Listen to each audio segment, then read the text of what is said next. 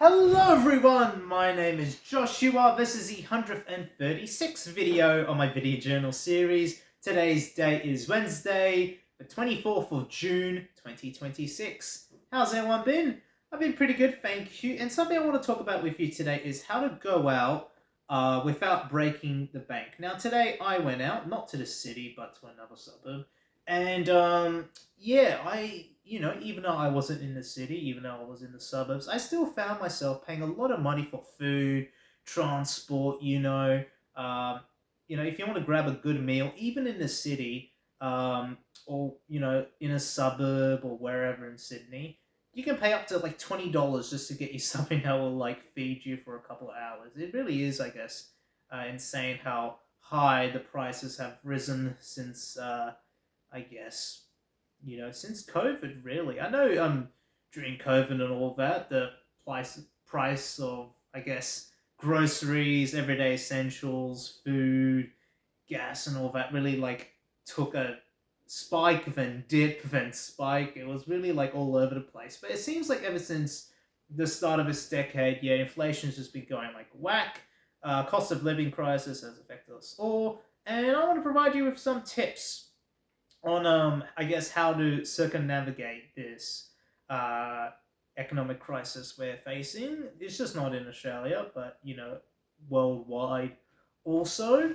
So yeah, like I said, um usually it's food, right? I find myself paying a lot of money for food, for takeout, and takeout is really expensive. And especially when you go out with friends, you end up forking a lot of money for takeout, snacks, you know, even if it's just like a small little thing. And I think a lot of people, they really don't look at the small savings. Everyone looks at, 20, 50, $100 off, but no one really looks at the $1, $2, $3 off, promotions or deals. And, even for a small item like a chocolate bar, most people would say, I don't really care about the price of a chocolate bar as long as it's like, one, not really $1, but like if it's like anywhere from between $2 or $4, they'll pay for it. But if you go around the street, you can get that for like half price. And I think a perfect example of this will be movie theaters, right? Movie theaters charge exorbitant prices for like little snacks. A chocolate bar, Cadbury chocolate bar at a movie theater will be like $6. Meanwhile, our Coles and Woolies will be like $2. And it'll be like this big. So, yeah, my number one tip is if you're going out with friends, let's say you're going to watch a movie, right? This is a relatable scenario. Let's say if you want to go watch a movie with friends, and you really want to like bring snacks along, I would recommend. I know this may sound controversial, but to actually wait until the movie is finished, and then you can go eat together as a group. You can get fast food or restaurant food or wherever, or you can just eat something beforehand. And I know a lot of people like to eat during the movies. I'm not really one of them. I just like to bring a bag of M&Ms, and that's pretty much it. And I know with like the big movie theater chains like Hoyts and Event Cinemas, they're pretty lax on bringing in, I guess, outside snacks into the movie theater. I've been doing it, right? Arrest me, right? I've been bringing snacks that I purchased from Coles and Woolies, like a bag of M&Ms, into the Event Cinemas theater. Now, obviously, it depends where you live. I know some cinemas really like crack down on that sort of thing, but it seems like the major chains, or at least the employees working there, don't really give a crap. And obviously, I purchased the snacks. They look identical to the ones that they sell at the major movie theater chains, and that's because they are. Sometimes I might have a little sticker on the movie chain one, to differentiate. But what if I just peel that off? How are they going to prove it?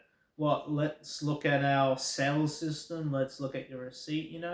And obviously, you already bought a movie ticket. I doubt they're gonna like turn you back, make them look bad. Obviously, if you go to your local independent or locally run movie theater, I highly recommend to always support them. Buy their, I guess, delicacies.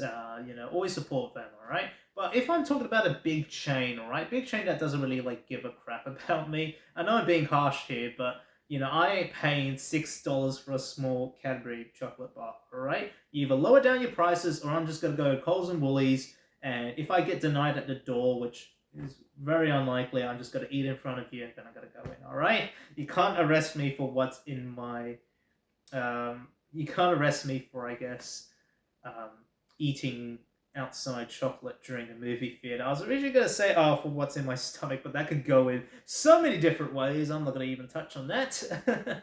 um, but anyway, so yeah, I'll recommend, if you have to, or if you really, I guess, don't want to spend money at the movie theater.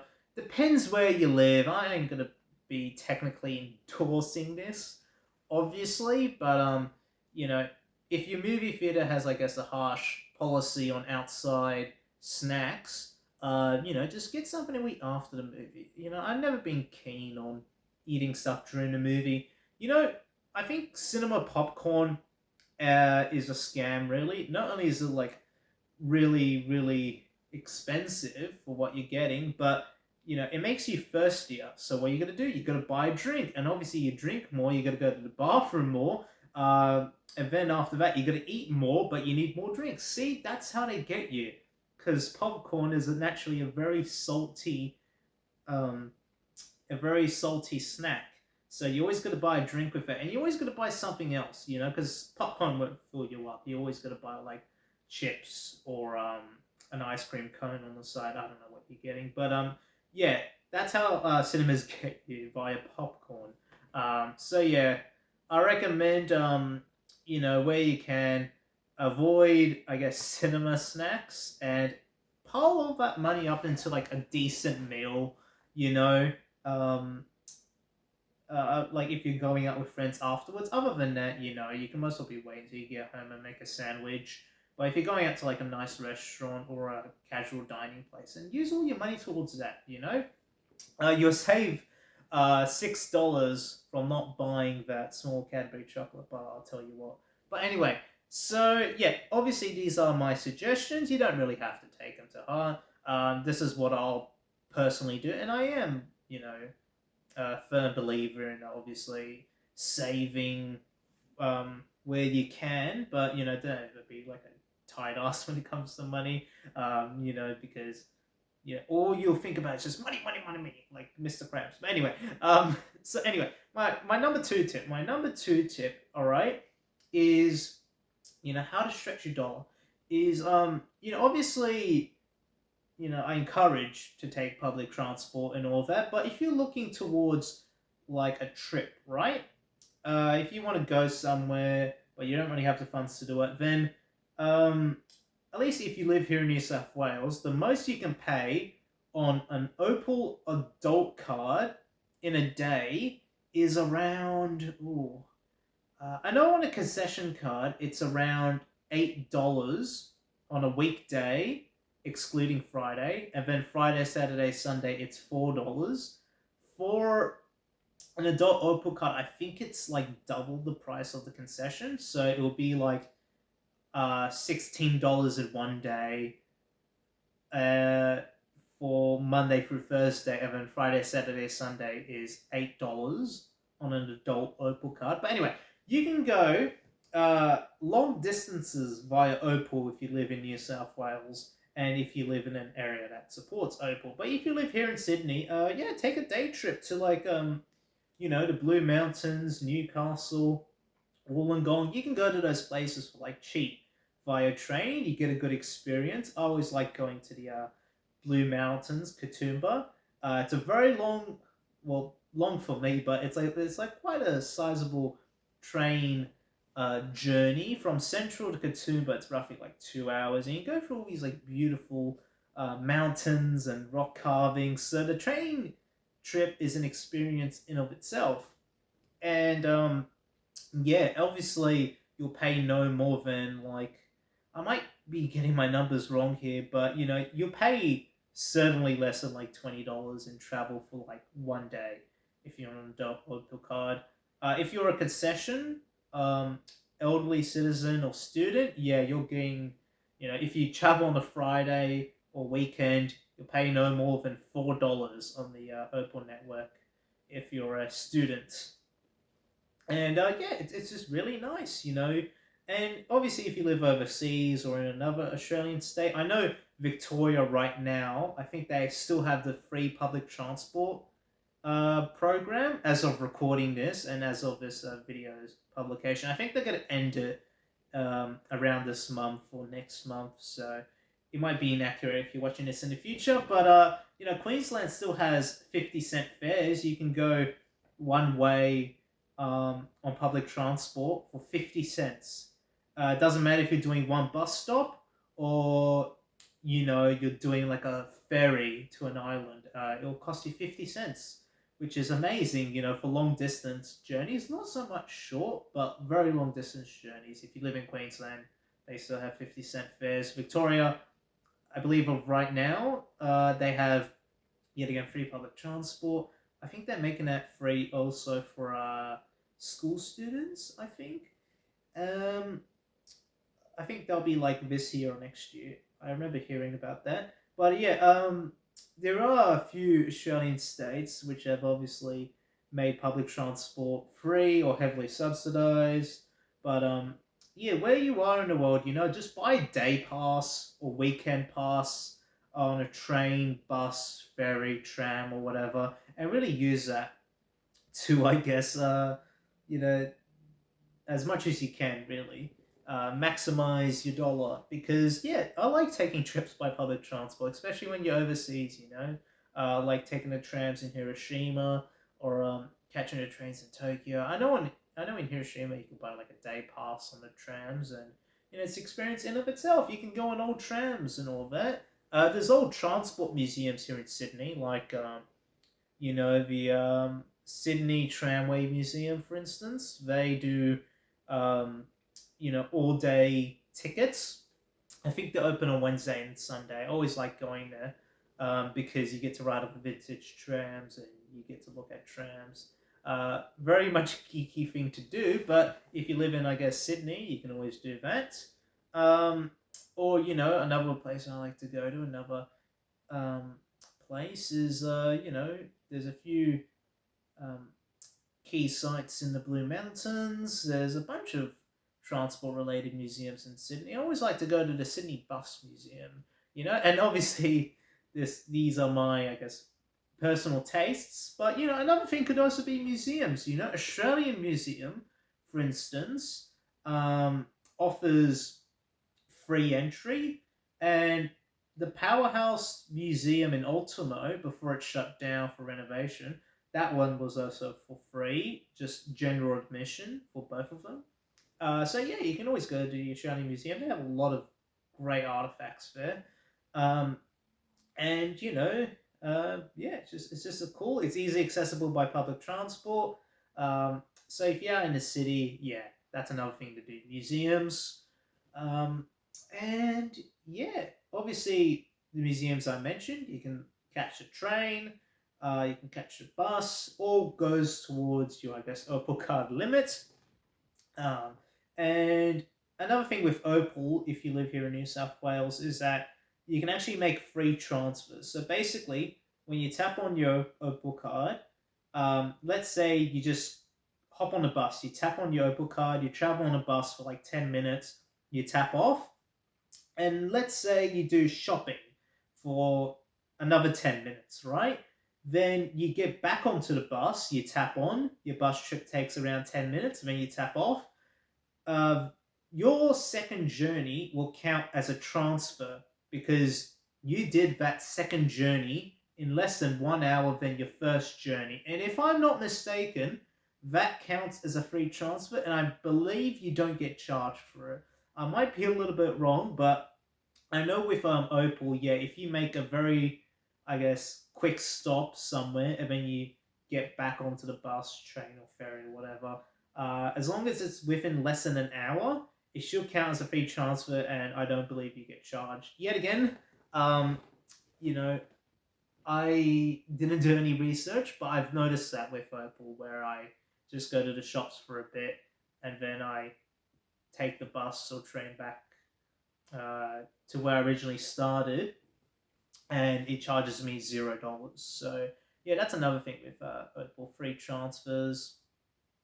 And yeah, I think I can close that book. I was pretty extensive with that. So yeah, just buy day and weekend passes to public transport, and yeah, go to the end of the line.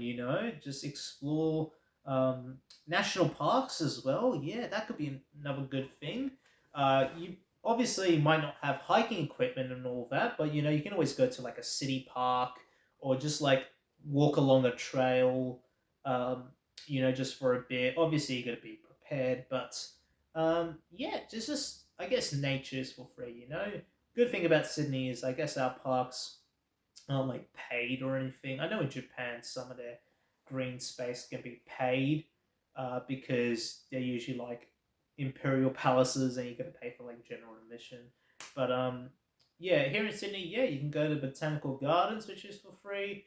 Um, and I bet in your local city, town, or township there will be like free things to do, free activities.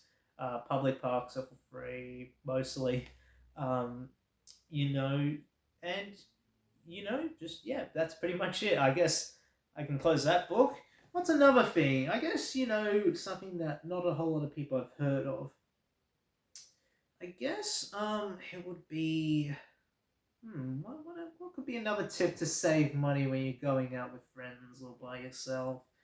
Um, oh yeah, so sometimes pre-book. So if you're going to see a movie and all that, or if you're going to do an activity or go to a concert, sometimes it will be cheaper to pre-book those certain things than to buy it at the door. Now I know with movies, sometimes they charge an online booking fee, which is annoying. It's like $2 extra, but I'm like, why is the booking fee there? I'm doing the work myself. Like at events, I believe they charge like a booking fee online if you purchase a ticket online. So that's why I was like to go in person, right? So look out for those fees. If you're going to like I guess a major movie theater chain, it really depends. If you're going when a movie's release, like if you're going on the day that a movie's gonna release, then obviously you want to book online. But if you're going when it's like off peak and there's not many people around, not many people who um, are gonna watch the movie because they already watched it, who are not gonna watch it again. Sorry. You can always just like walk in and buy the ticket on the day. You save those few extra dollars. I always just like to check how many seats are available still, and then I'll make my decision. But usually I like to just buy tickets on the day. Sometimes I don't even plan on watching a movie. I just walk by a theater. I'm like, oh, that looks pretty interesting. I'll buy a ticket. So yeah, watch out for I guess those small fees. Like card surcharges, um, online booking fees. Um, you know, maybe like at a restaurant, they have like a small little fee or little extra if you want to get like tea or dipping sauce. Something which you think is for free, but it isn't. I guess with tea makes sense, but like they always offer, some restaurants, oh, would you like some tea? And obviously you'll say yes because someone's offering you something, but then you don't really realize that you're getting like charged for it. It's not the first thing that pops into your brain. Um, I've actually had that happen to me a few times. So yeah, look out for those small little fees, you know, because yeah, those small fees can quickly rack up in value. It's not like you're getting anything out of a fee. You're getting nothing out of a fee. It's just basically a way to pay your credit card company or a business. It's not really going to the employees or yourself, really. So yeah, look out for those small hidden fees. Sometimes they're not even hidden; they're just like in plain sight, but you don't really notice them because it's like, oh yeah, dollar, but like you're getting nothing out of that dollar, right? You get nothing out of it. So yeah, pay with cash where possible. Just to avoid those card surcharges. And yeah, I guess like obviously, I know I'm going with like really generic points, but I feel like these generic points they really like help a lot, and I'll give my own twist on them. Maybe like my second last thing. My second last I guess tip would be to always not go with your first option. Let's say if you want to eat out, or just do anything I mentioned previously. Buy a concert ticket, not a concert ticket. That's a bad example. Watching a movie, for instance. Eating out, watching a movie. Um, doing an activity, or just doing something where there's multiple options. Always look for the best deal. You may think, oh, I want to watch a movie today. Well, think about, I guess, the movie theater ticket price. Think about yourself. All right, I'll put this idea on hold. I'm going to consider other ideas to do because maybe something's on sale. Maybe something is limited time. Maybe something's just readily available. Who knows? Never go with your first assumptions of what to do on a day that you want to hang out with your friends or just by yourself. Um, because, prices for like concerts even can go down in price. Um, so yeah, if something isn't, I guess, quote unquote urgent, then you can always like leave it till later. Sometimes I wait for a movie theater tickets to go on sale. I don't buy a ticket as soon as a movie releases. I wait until it's been in the box office for a few weeks, and then I buy a ticket afterwards for like a discounted price. And sometimes they run like deals and promotions where you just bought the ticket and then suddenly there's a deal. I always hate that. So yeah, wait a bit.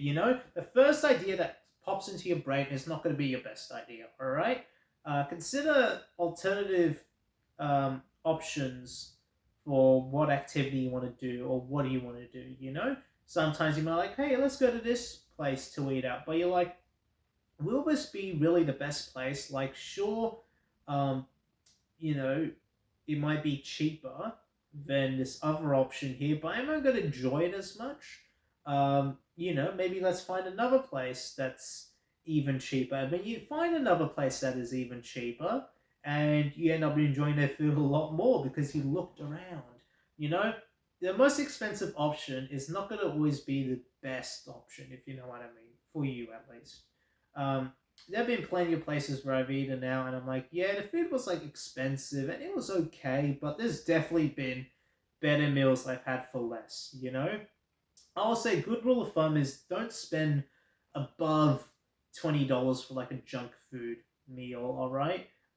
If you're spending above $20, look, do yourself a favor, just go to a nice casual restaurant. All right, because I feel like spending above $20 on a fast food burger meal or something like that, it really is just like, for me, it's a waste of money because fast food is supposed to be cheap, fast. You know, uh, if I wanted something else gourmet, I would go to a gourmet restaurant or I'll go to a nice cafe where the food quality is a lot better. My money goes towards locals. It doesn't go towards a franchisee. And there've been plenty of great restaurants I've eaten, even like just takeaway restaurants run by locals or a small hidden shop, and they like have banger dishes for like cheap prices, and you're like, wow, this is questionable how like great this food is, even though it's for like a very cheap price. And even as like a student, right? I get a bunch of other my mates who recommend me these like great places to go and all that near campuses and in the city, and I'm like, oh well, maybe I'll check out this, and like, I'm always skeptical of the quality, but like they taste like really, really good.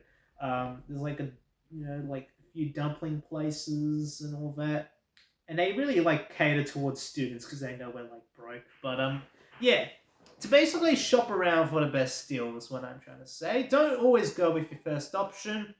Look around. The most of your waste is time, but like, maybe do some research ahead of time. Like look on Google Maps for a place, read the reviews. And if you go to a fast food restaurant like Macca's and all that, don't spend above 20 Australian dollars on a meal because anything above that, like an individual meal, let's say it's a burger meal, let's say it's just a nugget meal, who cares? Even though I don't really eat out as much as I have previously, I'd much rather spend that money on a nice meal, not something that's like crap for me. So yeah, shop around for the best deal. You never know what will come at you until you've properly looked. And I guess my last little tip for, I guess, how to not break the bank whilst stepping outside would be, if you really can, um, I was gonna say if you really can to pack your own lunch, but I feel like that one kind of related to the like last few points I've said. I want to say something that's a little bit more distinct, a little bit more unique, because I don't really come into these videos prepared, do I? Except when I'm doing my movie reviews. But I'll say, what would be my last tip towards not breaking the bank? Um, Oh yes. If you're going out to watch a movie and all that, or if you're going out to do an activity with friends and all that, make that the sole objective of what you're gonna do. Now, what do I mean by that? Well, I find that whenever I go out to the city with friends and all that, I'm usually lurked into like shops, right? Clothing stores, video game shops. I often like window shop when I'm in the city when I have too much time on my hands, and I often find myself just buying things unintentionally, like impulse buy purchases. And this might seem like a very minor and like me problem, but I think a few other people can relate to this. Have a clear agenda of what you want to do. Let's go to the movie theater, have something to eat afterwards, and then we head out. All right. I'm not gonna go into any of these shops with like 1,000 neon lights. That's gonna attract me to spend more money, And oftentimes I just spend a lot of money on things that I think I need but don't really need. So yeah, just have a sole objective in mind. If you want to buy something, just think to yourself, all right, I'll just look at this online later. I'm not going to buy it now. Um, I have a good rule of thumb. If you want to buy something that is, I guess, non-urgent, wait a week. Wait a week. Unless it's on sale and you've already done your research and you're like 100% this is what I need, then go ahead. But if you're looking at something, even if it's just a pair of jeans, um, you know, wait a week. And then within that week, think to yourself, do I really need this? Um, can I buy this when it goes on sale? Can I find it elsewhere for cheaper? Because, like I said, your first option is not always going to be the best. And I think that helps mitigate buyer remorse and impulse buy purchases. If you just simply wait a week for non-essential stuff, right? For non-essential stuff, um, you just yet again, that's my rule of thumb. Just wait a week, think about it, and if you still want to go ahead, then do it. Maybe wait until it goes on sale. If you don't, then congrats, you just saved a lot of money on buying something that you're never ever going to use. Um, so yeah, just think to yourself, all right, well, um, there's a time and a place for everything. I'm not going to go into these shops. I'm not going to go into these other stores or whatever. I'll just do this at a later date. All right? Because I find myself that window shopping, it really is like the hidden enemy of the bank. And there's certainly nothing wrong with looking around for stuff. Sometimes you might find something in store that you can't find online, or you haven't noticed online. And I like going to physical stores, even though when I go to clothing stores, they never have my size, especially for jeans. They never have my size in store. You always got to order it online, which kills me basically. But yeah, I'll say try and avoid doing unnecessary things. The better you plan things out ahead, the more money you can save, and the more uh, basically time you could save, basically. But despite that, if you're gonna buy like new clothes or you want to try something out, I always recommend just going in store. If you're uncertain about, I guess, your clothes size or whatever, obviously you got to go into a store, try out in the dressing rooms and all that. But yeah, I guess that really concludes the end of this video. I know um, some of these points may seem like very, very much like common knowledge, but to me, it's all about the small things, right? If you can save an extra dollar a day, then that's already $365 in a year, which is nearly enough money to buy a Nintendo Switch. All right. And obviously everyone's doing it tough. I know I am because I'm unemployed. I'm a student. I'm both. And it is quite tough, most doubt. But yeah, I'll say obviously don't be try not to be too pedantic about all my points, or trying to save like money to like the tightest cent possible, right? There's nothing wrong with wanting to go out with friends and having a good time, but I guess money can really be drained out of your pockets if you're not really careful enough. It's important to save. It's also important to have fun, but don't be gambling it all away recklessly. I don't really gamble. There's nothing wrong with gambling. Talking about gambling. There's nothing wrong with like I guess placing like don't I'm not gonna give gambling advice, all right? Because I'm not a gambler or whatever. But don't like make don't why am I talking about gambling? Because I use that metaphor of gambling, right? It reminds me of that Father Ted episode where I think Ted Crilly, he makes a bet against someone else, and he's like, "All right, I'll make a bet of £2," because whenever I guess priests gamble or place a bet, they only do like very very low amounts, and just like drinking, it can be good in moderation, but certainly don't be placing like $1,000 on on all red, but it turns out to be black. You know, Gambling. You don't really, I guess, like with yet again. Why am I talking about gambling?